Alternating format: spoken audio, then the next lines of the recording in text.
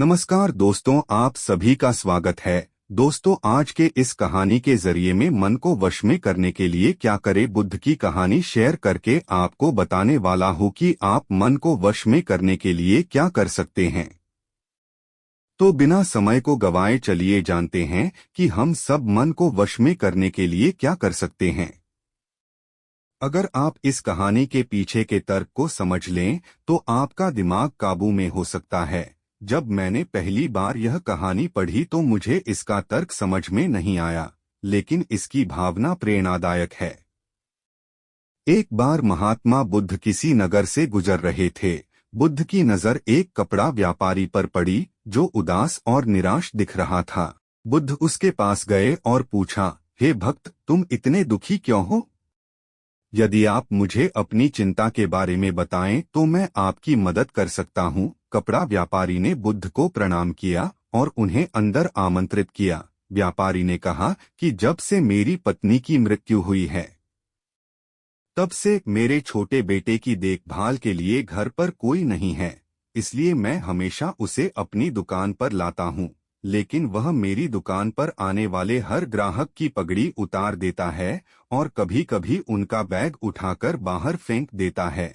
मैंने डाटा को बहुत समझाने की कोशिश की लेकिन वह नहीं समझा।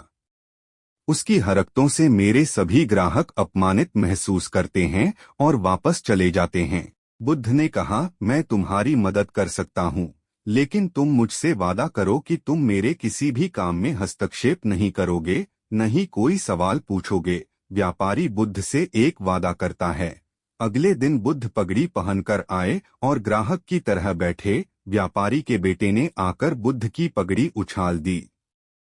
महात्मा बुद्ध मुस्कुराए और बोले, बहुत अच्छा, जाओ और वह पगड़ी वापस ले आओ। वह बच्चा दौड़कर पगड़ी ले आया और बुद्ध को दे दी। अगले दिन बुद्ध एक कुल्हाड़ी और लाठी लेकर आए। लड़के ने फिर पगड़ी उछाली। बुद्ध ने लड़के को एक कुल्हाड़ी और लकड़ी दी और कहा, जाओ इस लकड़ी को काटो। व्यापारी को थोड़ा डर था कि कहीं उसके बेटे को चोट न लग जाए, लेकिन उन्हें अपना वादा याद था। 7 दिनों तक महात्मा बुद्ध कोई न कोई नया काम लेकर आते और लड़के से करवाते। जल्द ही लड़का भूल गया कि उसे किसी की पगड़ी उछालनी है। व्यापारी बहुत खुश हुआ और बुद्ध को धन्यवाद दिया। मैं जानता हूं कि इस कहानी और मन के नियंत्रण के बीच कोई विशेष संबंध नहीं है, लेकिन पहले आप इस तर्क को समझ लें। यदि हम अपने मन को अपने अनुसार कार्य नहीं कराएंगे तो मन अपने अनुसार कार्य करेगा।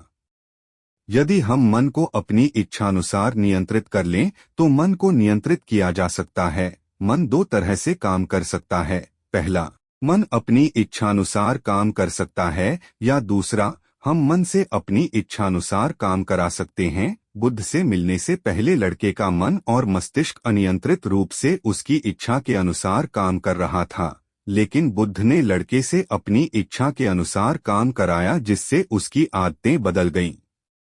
दोस्तों, हम आशा करते हैं कि आपको बुद्ध की यह कहानी पसंद आई होगी।